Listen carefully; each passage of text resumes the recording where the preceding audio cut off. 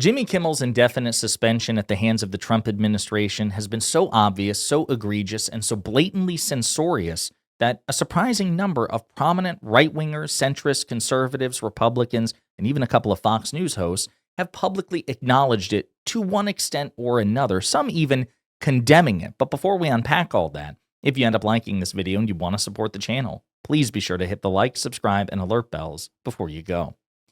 All right, folks, I want to review with you the initial reaction of some of the backlash that this decision by the Trump administration, however tepid most of it may be, is getting from prominent right-wingers, including Laura Ingraham, MAGA Fox News host. She obviously hates Jimmy Kimmel. She's trying to spin this, but even she acknowledges Trump's MAGA FCC chair, Brandon Carr, screwed up by publicly threatening ABC and Disney to get rid of Kimmel. Clear from Sinclair. The Nexstar merger, I see what the left is doing. They're saying, well, Trump administration censoring Kimmel because Nexstar wants to get the approval from the FCC. And then Brendan Carr went out on Hannity and Benny Johnson's show, and he seemed to put his finger on the scale here against Kimmel. Well, I want everyone to understand this.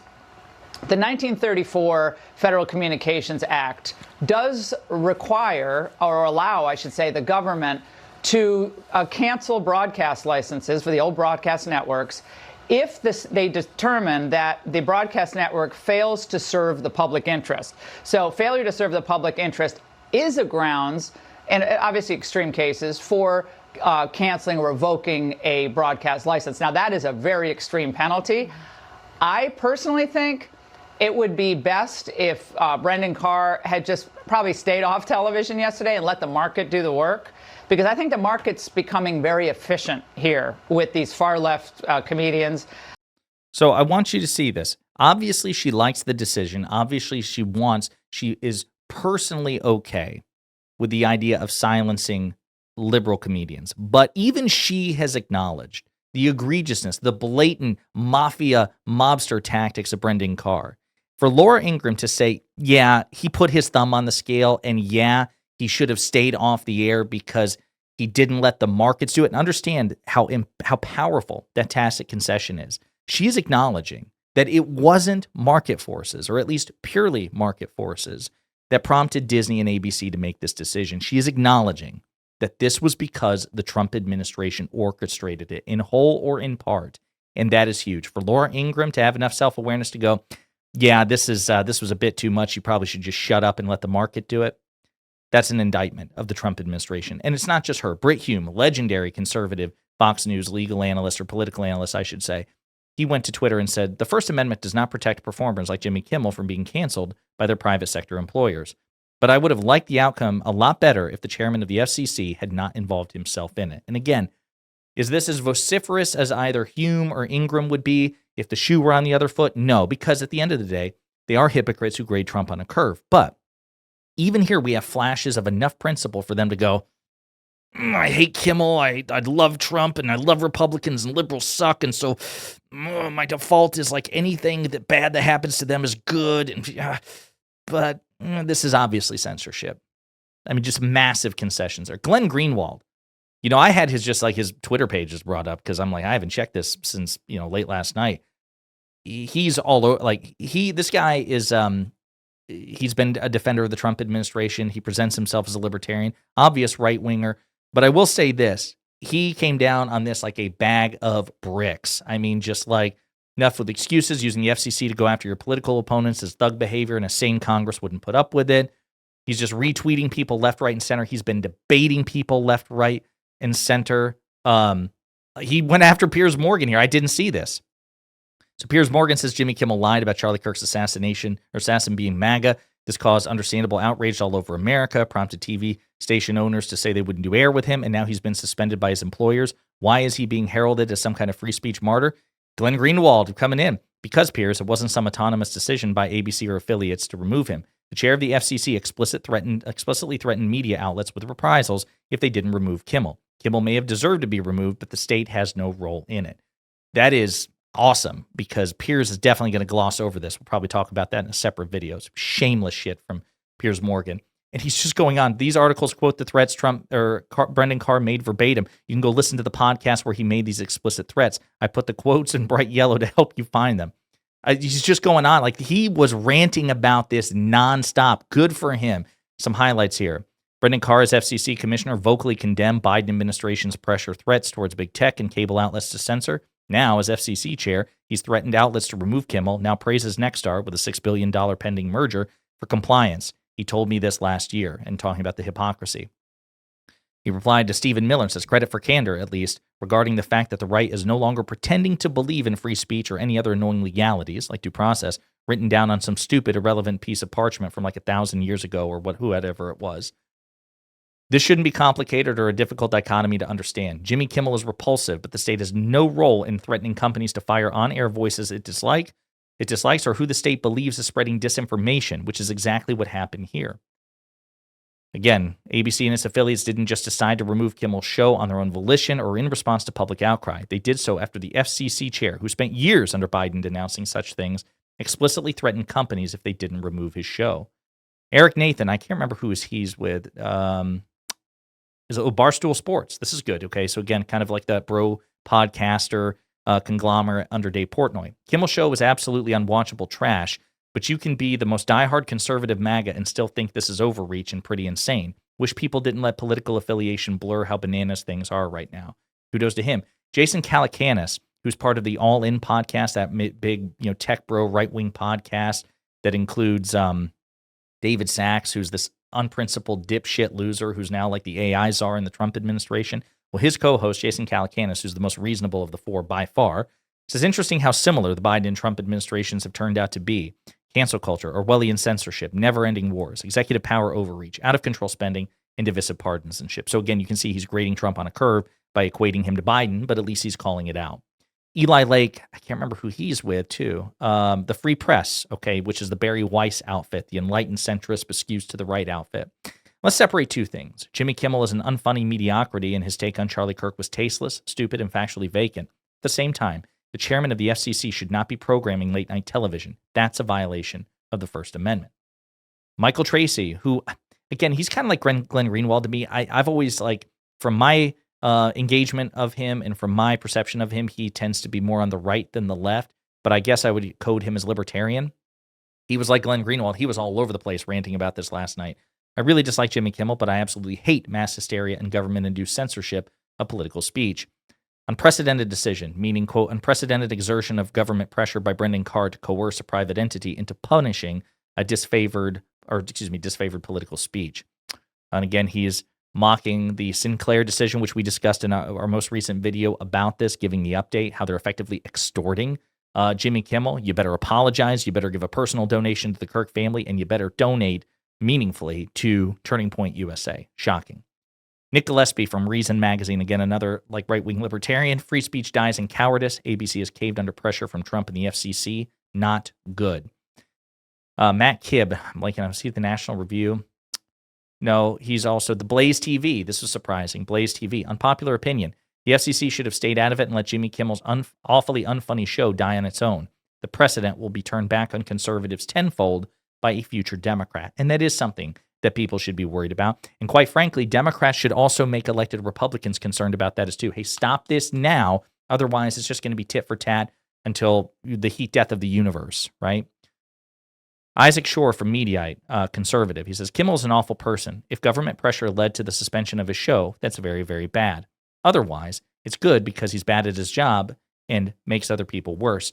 And then he followed it up with evidence for the very, very bad, talking about Brendan Carr's public threats. Jeff Blayar, who is, again, he's the one who works for the National Review. He is all over this as well, just all over this, condemning what FCC has done, calling it jawboning, where they kind of like do the mafia style, it's a nice thing you got here. It was shame something happened to it. He's all over this too, condemning the FCC chairman, Brendan Carr, for this intrusion by the state against Jimmy Kimmel, ABC, and Disney. Nate the lawyer, again, a right-wing law tuber, so he's big on YouTube as a legal analyst, but his politics tend to skew right. I think he got big during, it was either the Johnny Depp trial, which I didn't follow, or the, oh my gosh, oh my gosh, the shooting during the Kyle Rittenhouse. I blanked on the name there. Kyle Rittenhouse Legal Analysis. You watch this guy's content from what I've seen, right winger, but he says he's condemning this too in response to Benny Johnson, the dipshit podcaster that Brendan Carr went on in the first place to basically threaten ABC and Disney. In response to this, Nate the lawyer says, yes, arrest anyone who lies on TV. Arrest them for claiming that the shooter was MAGA. We should arrest anyone who speaks badly about Charlie Kirk and trans people. The freedom of speech only if we like it. This is insane. And indeed it is. And then the National Review, there was a write-up about this by Noah Rothman, the podcast presidency. And again, these right-wingers obviously are not nearly as vociferous as they would be if the shoe were on the other foot, but the fact that this is so egregious that they're saying something at all, in some cases, relentlessly saying something, is worth noting. That's how you know it's terrible. And so Noah Rothman writes this out, and he's like, listen, I mean, there's a good case that Jimmy Kimmel was suspended for cause, blah, blah, blah, blah, blah. But let's skip to the good part. He goes, this is all perfectly plausible, and we should maintain enough curiosity to at least conceive of outcomes that comport with Occam's razor. Occam's razor, of course, being the idea that the simplest explanation is the best one, all else being equal. I disagree with him that this is Occam's razor. His Occam's razor is Jimmy Kimmel was not doing well, and that's why Jimmy Kimmel was suspended. Bullshit. If he wasn't doing well, he wasn't doing well 2 weeks ago either, 3 weeks ago. Why now? The obvious changing factor here, the material difference, is that the FCC is publicly threatening Jimmy Kimmel. So again, Rothman's kind of full of shit here, but at least he acknowledges the threats. He goes, and yet the curious are also compelled by virtue of the Trump administration's performative illiberalism to explore the possibility that the administration's gratuitous, constitutionally contemptuous bullying also played a role in the night's events. Carr has been talking like this for a while, wielding his regulatory authority to muscle broadcast media outlets from platforms like Johnson's, taking aim at the content these broadcasters air that comports with public decency standards, but nevertheless irritates Republicans in Washington. ABC's properties have been a frequent target too, and its hosts, like The View's Joy Behar, have been explicitly threatened by the president and his appointees because of the views she expresses on camera. You shouldn't need to take an oath to uphold the Constitution to see the glaring impropriety in that. We don't know what actions, if any, Carr or his subordinates took in the interim between Kimmel's Monday broadcast and his threats on Wednesday to gin up irritation with Kimmel among ABC's broadcast affiliates. Well, that doesn't matter. They don't have to actively take a role. The fact that he issued the fucking threat is chilling in and of itself. We cannot know if Carr's implicit threats simply had their intended effect on his targets. After all, that's how jawboning works, and it's not like this administration is shy about aggressively imposing itself on private entities in the pursuit of political outcomes. Taking the unnecessary risk of irritating regulars in Washington is a fiduciary liability, too. Sadly, this ambiguity isn't going to be cleared up anytime soon. Congress is a supine institution with no present interest in performing its oversight functions. Very true. So that's another reason, by the way, why we should elect Democrats in the 2026 midterms. Get them back the House. Try to get them the Senate, too. Man, if we did that, the oversight thing we would be able to do, exposing Trump's corruption, his authoritarian impulses, his likely violations of both the Constitution and federal and state law, that'd be great. Mainstream media outlets have already reached the conclusion they want, and even if the Trump administration took no untoward actions other than running the show in this case, its officials probably wouldn't admit it. Its principals seem to revel in the fear that they've cultivated in their political opponents. So we're left with a perverse condition in which Republicans and Democrats alike are happy to conclude that this administration meted out vengeance to Kimmel. The left is certain the White House is attacking satire as any budding despot would. The Marxian left has reduced the episode to a contest of capital, as all events are in their minds, assuming the ABC parent Nexstar genuflected before the FCC to only grease the skids for its acquisition of a rival broadcaster, Tegna. Quote, I will not vote for any Democratic presidential candidate who does not promise to respond in kind, said Democratic attorney and regular CNN guest Julie Rodzinski. But we will rebuild from the rubble, but first accountability. This sort of self-radicalizing talk is common today, will become more so, and runs the risk of becoming a self-fulfilling prophecy. The American right will be tempted to respond with a few pointed reminders about the Biden administration's efforts to intervene in the affairs of private entities, only to chill conservative speech. Those reminders are necessary, but they should also trigger a dim recollection that, at the time, the right believed the Biden administration's actions represented an attack on American social covenant, a heedless indulgence aimed at satisfying their most paranoid and vengeful constituents. There would be no controversy at all if Carr, among with many other members of this administration, did not believe their roles compelled them to act as though they are pundits, preening and mugging their way through their Senate appointments and appealing to the president's most transgressive impulses. This is not a podcast, it's real life, and actions beget unforeseeable consequences. If Carr had exercised just a little bit of discretion, there would be no ambiguity at all about the sequence of events that unfolded last night. But all the players in this drama seem to like the heightened state of national apprehension they've encouraged. It sure is entertaining, but it's not a television show. So again, I'm sure we're going to see more responses to this actually as the days go on, and we'll probably do these updates as well. And I want to be clear. These are not, for the most part, people standing on principle. Greenwald seems to be, and maybe Michael Tracy. But the others, these are just right-wingers who are sane enough where it's like, God, I really want to support this. Like even this article by Noah Rothman, he's being a bit too generous with the benefit of the doubt and actually just would seem to prefer Carr to just shut up, like pressure them behind the scenes, but don't do it publicly. But the fact that so many prominent right-wingers, from the National Review to the Blaze to libertarians to Fox News hosts, are like, you kind of screwed up here. That lets you know how massively egregious this is and why everyone should take it seriously. We're definitely going to keep track of it. In the meantime, let me know what you think in the comments.